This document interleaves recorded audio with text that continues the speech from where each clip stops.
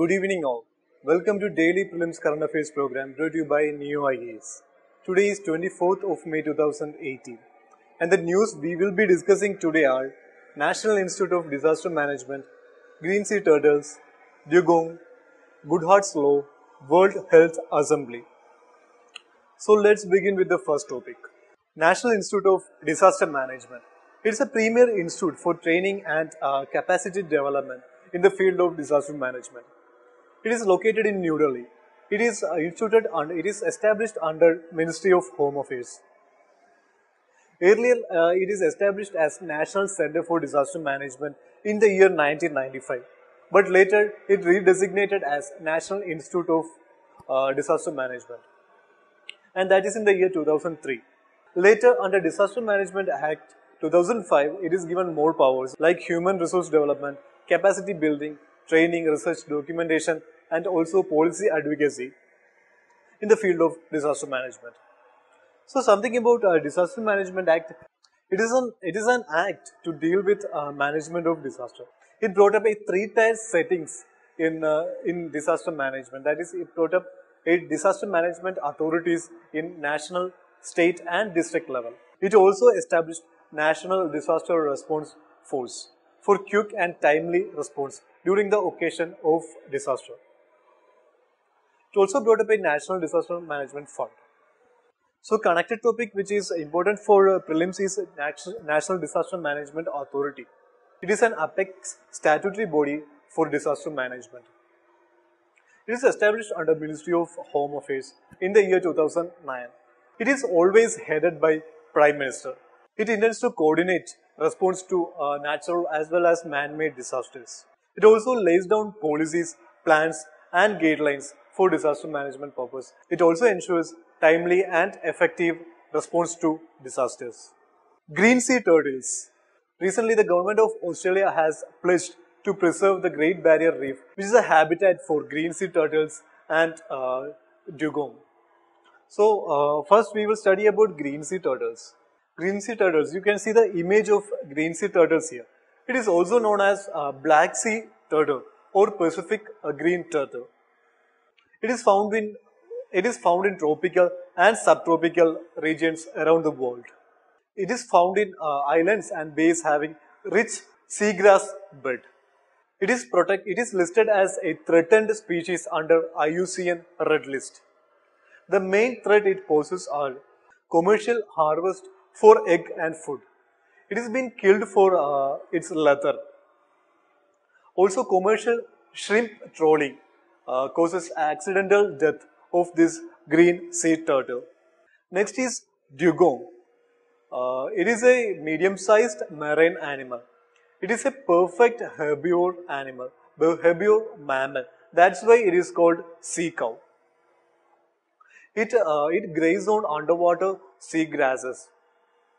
In India, it is found in Gulf of Mannar and where it have the largest population. It is also found in and around Andaman and Nicobar Islands. It is listed as vulnerable under IUCN Red List. It is protected under Schedule 1 of Wildlife Protection Act, which is the highest protection given to an animal. The major threat to dugong is gill netting, subsistence hunting, habitat loss due to weather events like climate change, human settlement, and agricultural pollutions. Here we have a previous year question regarding dugong. The question asked three things: whether it's a herbivorous animal or not, whether it is found in entire coast of India or not, and the protection given to it by the government of India. So here we just need to know only one statement to answer the question, whether it is a herbivorous animal or not.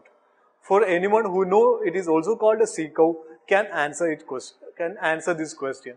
Cow refers to herbivorous and thus sea cow would be a herbivorous animal. So we can assume that dugong is a herbivorous marine animal. So we can assume that the first statement is correct. So if first statement is correct, we can eliminate option B and option D. So look at the second statement. It is found in entire coast of India.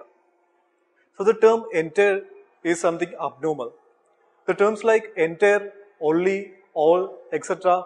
in most of the cases it would be a wrong statement if these keywords are present. in most of the cases, in 80% of the cases. So we can assume that the second statement is wrong. So by eliminating option A, we will get the answer as option C. So option C is the right answer here. This is how we can solve many prelims questions. Next is Goodhart's law. Goodhart's law is a measure or a parameter that becomes the target of a policy, which eventually stops being a useful measure. Consider, for example, in order to boost gross domestic product, the government if starts spending wastefully, which shows in paper an increase in GDP. But actually, it is the spent amount is not used for any productive purposes.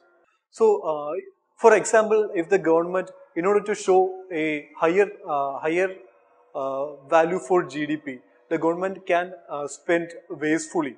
Government can spend higher amounts, but if these amounts are not used for productive purpose, the GDP will be increased, but actually it doesn't boost any GDP. It remains in paper only. Another example can be Swachh Bharat or initiatives like that. Quantifying constructed toilets alone doesn't mean the mission is success. It should measure the behavioral change of the people. There are people who have toilet in their home but doesn't use it.